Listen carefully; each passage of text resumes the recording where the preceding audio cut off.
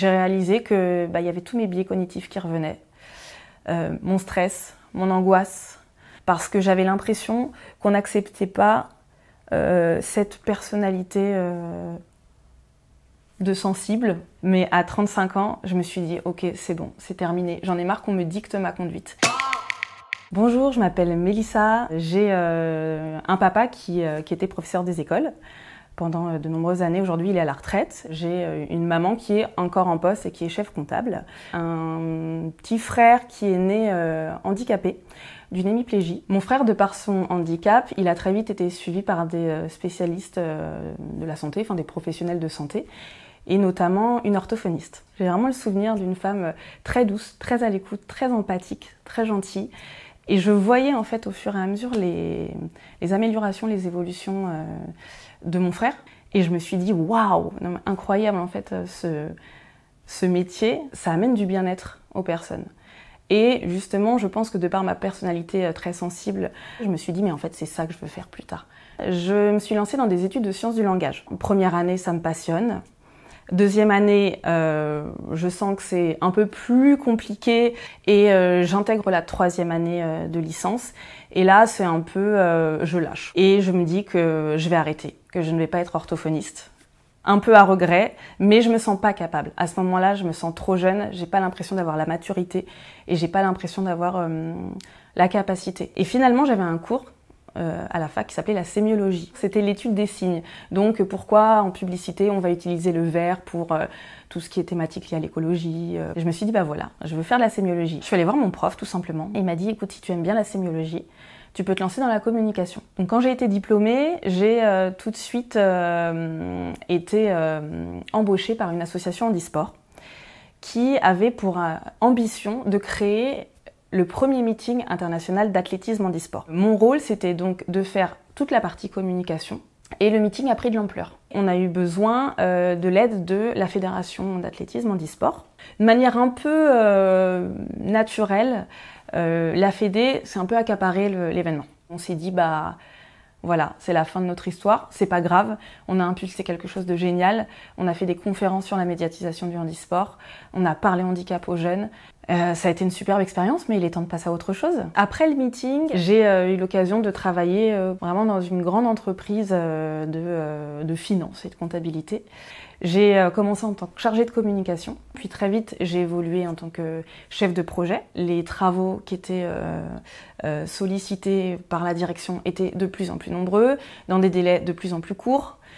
Et en fait, j'étais dans une forme de spirale un peu infernale où déjà j'étais très fatiguée parce que c'était de la communication, mais c'était à la fois de l'événementiel. Je faisais de la gestion de projet, je faisais de la rédaction, je faisais du web. C'est très difficile de se lever le matin, d'aller au boulot et de se dire « Ok, je suis fatiguée, j'ai une très bonne équipe, mais en fait, j'écris sur une thématique qui me plaît pas, je me reconnais pas. » Et un jour, j'assiste à une réunion pour l'organisation d'un gros événement. Et on est en train de parler pendant des dizaines et des dizaines et des dizaines de minutes sur la couleur d'un tapis. Et vraiment, j'ai cette sensation presque mystique de me sentir sortir de mon corps et de me dire « Mais Mélissa, mais qu'est-ce que tu es en train de faire ?»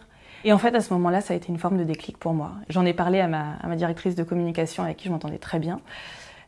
Et qui m'a dit écoute, pourquoi tu ferais pas un bilan de compétences? J'ai donc eu cette opportunité de faire un bilan de compétences. Ça a été une forme d'émancipation pour moi. À ce moment-là, en échangeant avec mon conseiller, il me dit Mélissa, tu n'es pas fait pour travailler dans le milieu traditionnel de l'entreprise. Et en fait, ce qu'il voulait aussi expliquer par la structure traditionnelle de l'entreprise, c'est pour moi cette ascension un peu verticale, où on est là à faire des gaps financiers, à prendre des nouveaux titres, à passer de chargé de com, à chef de projet, à responsable, à directrice. Et en fait, ce qu'il voulait dire, c'est que moi, j'avais pas pour vocation d'avoir cette ascension verticale. Au fil des discussions avec Edouard, avec ce conseiller, je me rends compte qu'il y a des métiers qui sortent. Il y a eu le côté freelance, indépendant, donc se lancer dans sa propre boîte, et il y a eu l'orthophonie. Et donc j'ai terminé mon bilan de compétences en me disant après tout pourquoi pas. Je quitte mon entreprise, je me lance pour devenir orthophoniste et donc intégrer l'école d'orthophonie. Et ben voilà, le coup près tombe, je ne suis pas prise. J'étais déçue, je trouvais ça injuste, j'avais envie qu'on me donne la chance en fait. Et je me suis dit la chose la plus simple et la plus rationnelle à faire, c'est de reprendre un métier dans la communication.